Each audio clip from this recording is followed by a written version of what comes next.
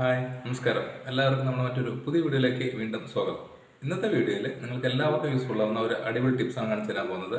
നമ്മുടെ അടുക്കളയിൽ ഏറ്റവും ഇമ്പോർട്ടൻ്റ് ആയ ഒരു ഐറ്റം എന്ന് പറഞ്ഞു കഴിഞ്ഞാൽ ഗ്യാസ് സ്റ്റവ് ആണ്. അപ്പോൾ ഗ്യാസ് സ്റ്റവ് ഉപയോഗിക്കുന്ന എല്ലാവർക്കും അതിലെന്തെങ്കിലും പ്രശ്നങ്ങൾ വന്നു കഴിഞ്ഞാൽ റെഡിയാക്കുക എന്ന് പറഞ്ഞാൽ പേടിയായിരിക്കും. കാരണം കുറച്ച് ഡേഞ്ചറസ് ആയ ഒരു സാധനമാണ് ഗ്യാസ് സ്റ്റവ്. അപ്പോൾ ഇനി മുതൽ നിങ്ങൾക്ക് യാതൊരു പേടിയും കൂടാതെ ചെറിയ ചെറിയ കംപ്ലൈൻ്റ് ഒക്കെ ആണെങ്കിൽ നമുക്ക് ഈസി ആയിട്ട് വീട്ടിൽ തന്നെ പരിഹരിക്കാൻ പറ്റും. പിന്നെ ഗ്യാസ് സ്റ്റവിൽ ഉണ്ടാകുന്ന അടുത്തൊരു മെയിൻ പ്രശ്നം എന്ന് പറഞ്ഞു കഴിഞ്ഞാൽ ലോ ഫ്ലെയിമാണ്. അപ്പോൾ ഒരുപാട് ഗ്യാസ് നഷ്ടമാണ്. നമുക്ക് ആവശ്യമുള്ള സാധനങ്ങൾ കറക്റ്റ് സമയത്ത് ഉണ്ടാക്കിയെടുക്കാൻ പറ്റില്ല.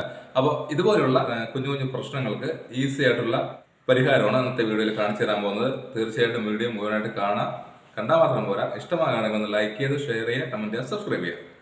നമുക്ക് എന്തൊക്കെയാണ് ഗ്യാസ് സ്റ്റവിൽ ചെയ്യാൻ പറ്റുന്ന ടിപ്സുകളെന്ന് നോക്കാം. നേരിട്ട് വീഡിയോയിലോട്ട് കിടക്കാം. ഗ്യാസ് ലീക്ക് ആവാനുള്ള സാധ്യതയുള്ള മെയിൻ ഇമ്പോർട്ടൻ്റ് സ്ഥലം എന്ന് പറഞ്ഞു കഴിഞ്ഞാൽ ഈ ഒരു ഭാഗമാണ്, റെഗുലേറ്ററിൻ്റെ ഭാഗം. പ്രത്യേകിച്ച് നിങ്ങൾ ആദ്യം ശ്രദ്ധിക്കേണ്ടത് ഗ്യാസ് നമ്മൾ ഉപയോഗം കഴിഞ്ഞ ഉടനെ തന്നെ ഓഫാക്കി വയ്ക്കുക. പിന്നെ അടുത്ത് ശ്രദ്ധിക്കേണ്ടത് ഗ്യാസ് സിലിണ്ടറിൻ്റെ ഇതിനകത്ത് ഒരു വാഷർ വരുന്നുണ്ട്. അപ്പോൾ പഴയ സിലിണ്ടറൊക്കെ ആണെങ്കിൽ വാഷർ കംപ്ലൈൻറ്റ് വരാനുള്ള സാധ്യത നമുക്കിത് കാണാൻ പറ്റും. നമുക്കിത് എടുക്കണമെങ്കിൽ സേഫ്റ്റി പിൻ വേണം. ഈ ഒരു ഭാഗത്ത് വാഷർ കറക്റ്റായിട്ട് ഫിറ്റ് അല്ലെങ്കിൽ നമുക്കിതിലൂടെ ഗ്യാസ് ലീക്ക് ആവാനുള്ള സാധ്യതയുണ്ട്. പഴയ സിലിണ്ടർ ആണെങ്കിൽ തീർച്ചയായിട്ടും ഈ ഒരു ഭാഗം ഒന്ന് ശ്രദ്ധിക്കുക. അടുത്തായിട്ട് ശ്രദ്ധിക്കേണ്ടത് ട്യൂബാണ്. അപ്പോൾ ഇതിൽ എവിടെയെങ്കിലുമൊക്കെ ലീക്ക് ഉണ്ടോ എന്ന് അത് ശ്രദ്ധിക്കുക. 2-3 വർഷമൊക്കെ ഉപയോഗിച്ച് കഴിഞ്ഞാൽ കീറൽ വരാനുള്ള സാധ്യതയുണ്ട്. അതായത് സ്ക്രാച്ചസ് ഉണ്ടെങ്കിൽ തന്നെ ഗ്യാസ് ലീക്ക് ആവുന്നതാണ്. അപ്പോൾ ഈ ഒരു ട്യൂബ് മാക്സിമം ഒരുപാട് പഴകുന്നതിന് മുമ്പായിട്ട് നമുക്ക് മാറ്റാൻ ശ്രമിക്കുക. ഇതുപോലെ ഒന്ന് പ്രസ് ചെയ്തിട്ടതിന് ശേഷം നമുക്കിത് ഓപ്പൺ ആവുണ്ടോ നോക്കാം. അപ്പോൾ കറക്റ്റാണ്. ഇതുപോലുള്ള കുറച്ച് കാര്യങ്ങൾ നമ്മൾ ശ്രദ്ധിച്ചു കഴിഞ്ഞാൽ തന്നെ നല്ല രീതിയിൽ ഗ്യാസ് സേവ് ചെയ്യാൻ പറ്റുന്നതാണ്. ഗ്യാസിലുണ്ടാകുന്ന മെയിനായിട്ടുള്ള കംപ്ലൈൻറ്റുകൾ ഇതെല്ലാമാണ്. പിന്നെ ഇടയ്ക്കിടയ്ക്ക് നോബെല്ലാം കറക്റ്റായിട്ട് വർക്ക് ചെയ്യുന്നുണ്ടോ നോക്കുക. ഗ്യാസ് ലൈറ്റർ നമ്മളതുപോലെ ഇടയ്ക്ക് ശ്രദ്ധിക്കുക.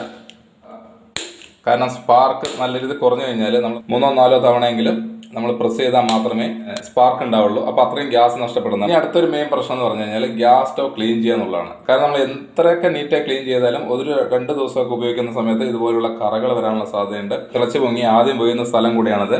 പൊതുവെ നമ്മൾ വെള്ളം വെച്ചാണ് സാധാരണ ഗ്യാസ് സ്റ്റവ് ക്ലീൻ ചെയ്യുന്നത്. അതിനേക്കാൾ ഏറ്റവും ബെസ്റ്റ് ഒരു സൊല്യൂഷൻ പറഞ്ഞുതരാം. ഉറുമ്പൊക്കെ വരാനുള്ള സാധ്യതയുണ്ട്. ഈ ഒരു ഐറ്റം വെച്ച് ക്ലീൻ ചെയ്യണമെങ്കിൽ നല്ല നീറ്റ് ആൻഡ് ക്ലീൻ ആവുകയും ചെയ്യും. ഇതുപോലുള്ള പ്രാണികളുടെ ശല്യം നമുക്ക് ഒഴിവാക്കാൻ പറ്റും. ഗ്യാസ് സ്റ്റൗ വെള്ളം വെച്ച് ക്ലീൻ ചെയ്യേണ്ട. അതിന് പകരം ഒരു 1/4 ടേബിൾ സ്പൂൺ വിനീഗർ ഉണ്ടെങ്കിൽ അത് ഉപയോഗിച്ച് ക്ലീൻ ചെയ്ത് കഴിഞ്ഞാൽ നല്ല ഹാർഡായിട്ടുള്ള കറകളൊക്കെ ആണെങ്കിലും ഈസി ആയിട്ട് നമുക്ക് മാറ്റാൻ പറ്റും. അപ്പോൾ നമുക്ക് കുറച്ച് വിനീഗർ ഒന്ന് ഒറ്റിച്ചു കൊടുക്കാം. ഇതുപോലെ ഒന്ന് തുടച്ച് കൊടുത്തു കഴിഞ്ഞാൽ ഇതുണ്ടല്ലേ, നീറ്റ് ആൻഡ് ക്ലീൻ ആണ് കേട്ടോ.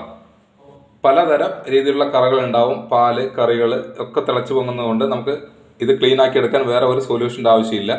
ജസ്റ്റ് ഇത് വിനീഗർ മുട്ടിയാൽ തന്നെ നമുക്കിതാ ആ കറകളെല്ലാം ഈസി ആയിട്ട് പോകുന്നതാണ്. അപ്പോൾ ഇനി ഗ്യാസ് സ്റ്റവ് ക്ലീൻ ചെയ്യാൻ ഉദ്ദേശിക്കുന്നുണ്ടെങ്കിൽ വിനീഗർ വെച്ചിട്ട് ഗ്യാസ് സ്റ്റവ് ക്ലീൻ ചെയ്തെടുക്കുക. ഇതുപോലുള്ള കുറച്ച് കാര്യങ്ങൾ നിങ്ങൾ ഗ്യാസ് സ്റ്റവ് ഉപയോഗിക്കുന്നവർ ഇടയ്ക്കിടയ്ക്ക് ചെയ്യേണ്ട കാര്യങ്ങളാണ്. ഈ ഭാഗത്തൊക്കെ നല്ല കറകളുണ്ട്. നമുക്കിതാ ഇതുണ്ടല്ലേ, പെട്ടെന്ന് ഷൈനിങ് ആവുന്നതാണ്. മെയിനായിട്ട് ഗ്യാസ് സ്റ്റവിൽ കണ്ടുവരുന്ന പ്രശ്നം എന്ന് പറഞ്ഞു കഴിഞ്ഞാൽ ബർണർ, അതായത് പൊതുവെ ഇത്തിരി പഴയ സ്റ്റവൊക്കെ ആണെങ്കിൽ ബർണർ നല്ല രീതിയിൽ ഹോളുകൾ അടയാനുള്ള സാധ്യതയുണ്ട്. പിന്നെ കൂടാതെ നല്ല രീതിയിൽ കരി പിടിച്ചിട്ടുണ്ടാവും. പെട്ടെന്ന് നോക്കിയാൽ ചിലപ്പോൾ അടഞ്ഞത് കാണാൻ പറ്റില്ല. അടപ്പെല്ലാം മാറ്റിയിട്ട് ഒന്ന് കത്തിച്ച് നോക്കിയിട്ടുണ്ട്. ഇപ്പം ഞാൻ ഫുൾ സ്പീഡിലാണ് വെച്ചിരിക്കുന്നത്. ഫ്ലെയിം വളരെ കുറവാണ്. ഗ്യാസ് സ്റ്റവിൽ ഫ്ലെയിം കുറവാണെങ്കിൽ ചെറിയൊരു കാര്യം ചെയ്യുകയാണെങ്കിൽ ഗ്യാസ് സ്റ്റവിൻ്റെ ഫ്ലെയിം നല്ല രീതിയിൽ കൂട്ടാൻ പറ്റുന്നതാണ്. ഗ്യാസ് സ്റ്റവ് ഒന്ന് ഓഫ് ചെയ്യാം. ആദ്യം നമുക്ക് ചെയ്യേണ്ടത് ഈ ബർണർ ഊരി മാറ്റാം കേട്ടോ. ഞാൻ കത്തിച്ചത് കൊണ്ടാണ്, നല്ല ചൂടുണ്ടാവും. അപ്പോൾ മെയിനായിട്ട് നമ്മൾ ഈ ഒരു ഭാഗമാണ് ശ്രദ്ധിക്കേണ്ടത്. തുരുമ്പൊക്കെ വരാനുള്ള സാധ്യത വളരെ കൂടുതലാണ്. ആദ്യം നമ്മൾക്ക് ഈ ഗ്യാസ് സ്റ്റവ് ഒന്ന് മറിച്ച് വെക്കാം കേട്ടോ. എന്നാലും നമുക്ക് ഈ ഒരു ഭാഗം കറക്റ്റായിട്ട് കാണാൻ പറ്റും. ഗ്യാസ് സിലിണ്ടറിൽ നിന്നും ഈ ഒരു ട്യൂബിലൂടെയാണ് ഗ്യാസ് വരുന്നത്. അറിയാത്ത ഒരുപാട് വീട്ടമ്മമാരുണ്ടാവും. അപ്പോൾ അവർക്ക് തീർച്ചയായിട്ടും ഉപകാരപ്പെടുന്ന ഒരു ടിപ്പാണ്. ഇനി മുതൽ നമുക്ക് ആളുകളെ വെയിറ്റ് ചെയ്ത് സമയം പാഴാക്കേണ്ട കാര്യമില്ല കേട്ടോ. ഗ്യാസിൻ്റെ നോബ് ഇവിടെയാണ് നമ്മൾ തിരിക്കുന്നത്. തിരിച്ചു കഴിഞ്ഞാൽ നമുക്ക് ഇതിനകത്ത് ചെറിയൊരു ഹോൾ ഉണ്ട്. അപ്പോൾ ആ ഹോൾ അടഞ്ഞു കഴിഞ്ഞാൽ ഗ്യാസ് കറക്റ്റായിട്ട് നമുക്ക് അടുപ്പിലോട്ട് എത്തില്ല. അപ്പോൾ ഇവിടെയാണ് നമ്മുടെ ബർണർ വെക്കുന്ന സ്ഥലം. നമ്മൾ ഫസ്റ്റ് ചെക്ക് ചെയ്യേണ്ട സ്ഥലം എന്ന് പറഞ്ഞാൽ ഇതാണ്. അതിനുശേഷം മാത്രം നമ്മൾ ബർണർ നോക്കിയാൽ മതി. കരട് അടഞ്ഞിട്ടുണ്ടെങ്കിൽ അതിന് നമുക്കൊരു സേഫ്റ്റി പിൻ ഉണ്ടെങ്കിൽ വളരെ ഈസി ആയിട്ട് ഈ ഒരു ഭാഗം ക്ലീൻ ചെയ്തെടുക്കാൻ പറ്റും. ആ കരടുണ്ടോ എന്ന് നമുക്ക് നോക്കാം. ഉണ്ടെങ്കിൽ നമുക്ക് ജസ്റ്റ് ഇതുപോലെ നാക്കി കഴിഞ്ഞാൽ ആ കരട് പുറത്ത് പോകുന്നതാണ്. അപ്പോൾ ഇവിടെ ബ്ലോക്ക് ഉണ്ടെങ്കിൽ ഗ്യാസ് നല്ല രീതിയിൽ മണം വരുന്നതാണ്. പ്രത്യേകിച്ച് ലീക്ക് ആവാനുള്ള സാധ്യത വളരെ കൂടുതലാണ്. ഇമ്പോർട്ടൻ്റ് ആയിട്ട് ശ്രദ്ധിക്കേണ്ട ഒരു സ്ഥലമാണത്. അതിനുശേഷം നമുക്ക് ഈ ബർണർ ക്ലീൻ ചെയ്യുന്നത് എങ്ങനെയെന്ന് നോക്കാം. അപ്പോൾ ഈ രണ്ട് കാര്യങ്ങൾ മെയിനായിട്ട് ശ്രദ്ധിച്ചു കഴിഞ്ഞാൽ നമുക്ക് 1 മാസം ഉപയോഗിക്കുന്ന ഗ്യാസ് ഒരു 3 മാസം വരെയൊക്കെ ഈസി ആയിട്ട് ഉപയോഗിക്കാൻ പറ്റും. കാരണം പ്രത്യേകിച്ച് ഗ്യാസ് സ്റ്റവിൽ വലിയ കംപ്ലൈൻറ്റുകൾ ഉണ്ടാവാനുള്ള സാധ്യതയില്ല. നമ്മൾ വീട്ടിൽ ഇതുപോലെയാണ് ക്ലീൻ ചെയ്യുന്നത്. അപ്പോൾ ഇത് ഒരുപാട് പഴക്കം ചെന്ന ഒരു ഗ്യാസ് സ്റ്റവാണ്. എന്നിട്ട് നമുക്ക് ഇതിൻ്റെ ഹോളുകളൊന്നും വലിയ രീതിയിൽ അടഞ്ഞിട്ടില്ല. ബർണർ ക്ലീൻ ചെയ്യാൻ വേണ്ടിയിട്ട് ഉണ്ടാക്കാൻ പോകുന്ന ഒരു സൊല്യൂഷനാണ്. അപ്പോൾ മറ്റുള്ള രീതിയിൽ ക്ലീൻ ചെയ്തിട്ട് റെഡി ആയില്ല എന്നുണ്ടെങ്കിൽ തീർച്ചയായിട്ടും നിങ്ങൾക്ക് ഈ ഒരു പരീക്ഷണം പരീക്ഷിക്കാവുന്നതാണ്. അപ്പോൾ ഞാൻ കുറച്ച് മഞ്ഞൾപ്പൊടി എടുത്തിട്ടുണ്ട്, അതിലോട്ട് കുറച്ച് വെളിച്ചെണ്ണ. അപ്പോൾ ഈ 2 ഐറ്റമാണ് നമുക്ക് മെയിനായിട്ട് വേണ്ടത്. ഇത് നല്ല രീതിയിൽ ഒന്ന് മിക്സ് ചെയ്ത് കൊടുക്കാം. അപ്പോൾ നമ്മൾ വേറെ ഒരു ഐറ്റം ഒന്നും ചേർക്കുന്നില്ല, വെള്ളമൊന്നും ചേർക്കരുത്. അപ്പോൾ നമ്മൾ ബർണർ എടുക്കുന്നു, ആ ബർണറിലോട്ട് ഈ ഒരു മിക്സ് നല്ല രീതിയിൽ പുരട്ടി വയ്ക്കുക. അപ്പോൾ ഈ രീതിയിൽ ക്ലീൻ ചെയ്തെടുക്കുകയാണെങ്കിൽ എത്ര കരടുണ്ടെങ്കിലും ഈസി ആയിട്ട് അത് മാറ്റാൻ പറ്റുന്നതാണ്. കൂടാതെ നല്ല ഷൈനിങ് ഉണ്ടാവും. അപ്പോൾ പഴയ ബർണർ ഉപയോഗിക്കുന്നവർ തീർച്ചയായിട്ടും ഈ ഒരു രീതിയിൽ ക്ലീൻ ചെയ്തെടുക്കുക. ഇത് പുരട്ടി വെച്ചതിന് ശേഷം ഒരു 10-15 മിനിറ്റ് നമുക്ക് ഇതുപോലെ മാറ്റി വയ്ക്കാം. അതിനുശേഷം ഒരു പാത്രത്തിൽ കുറച്ച് വെള്ളം എടുക്കുക, എന്നിട്ട് നല്ല രീതിയിൽ ഒന്ന് വാഷ് ചെയ്തെടുക്കുക. ക്ലീൻ ചെയ്തിട്ടില്ല, നമ്മൾ ആ മിക്സ് പുരട്ടിയ ശേഷം ഈ വെള്ളത്തിലോട്ട് മാത്രം ഇട്ട് വെച്ചിട്ടുള്ളൂ. അപ്പോൾ നിങ്ങൾക്ക് എത്രമാത്രം കരിപ്പൊടി ഇതിലുണ്ടെന്ന് നമുക്ക് കാണാൻ പറ്റും. പഴയ ബ്രഷ് ഉണ്ടെങ്കിൽ ഒന്ന് ഇതുപോലെ ഒന്ന് ഉരച്ച് കൊടുത്തു കഴിഞ്ഞാൽ ബർണറിൻ്റെ കളർ നല്ല രീതിയിൽ കൂടുന്നതാണ്. ഇതുണ്ടല്ലേ, ബ്രഷ് നല്ല രീതിയിൽ കരിപ്പൊടി ആവുന്നുണ്ട്. അപ്പോൾ ഇതാണ് ഏറ്റവും ഈസി ആയിട്ട് ചെയ്യാൻ പറ്റുന്നത്. അപ്പോൾ നിങ്ങൾ തീർച്ചയായിട്ടും ഈ ഒരു രീതിയിൽ ബർണർ ക്ലീൻ ചെയ്തെടുക്കുക. മറ്റുള്ള രീതിയിൽ ചെയ്തു കഴിഞ്ഞാൽ ഇത്ര റിസൾട്ട് കിട്ടണമെന്നില്ല കേട്ടോ.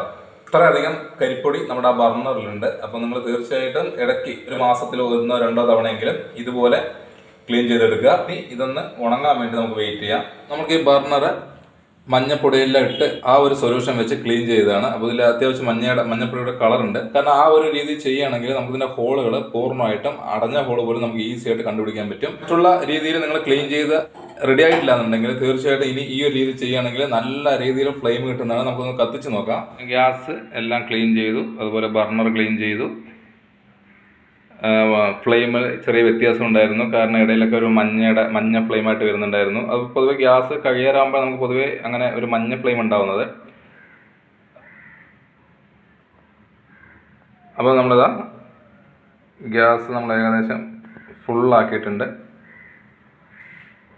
അതുപോലെ നമ്മുടെ വേറെ സ്റ്റവ് നമ്മൾ ഗ്യാസ് ലോയിൽ വെച്ചിരിക്കുകയാണ്. ആ സ്റ്റവ് നമുക്ക് കൂട്ടി നോക്കുമ്പോൾ കണ്ട നല്ല രീതിയിൽ ഗ്യാസ് വരാൻ തുടങ്ങി. വീണ്ടും സ്ലോ ആക്കാം, ഒന്നും കൂടി നമുക്ക് നോക്കാം. ഇത് കണ്ടില്ലേ, അത്രയും ഫ്ലെയിം നമുക്ക് വരാൻ തുടങ്ങി.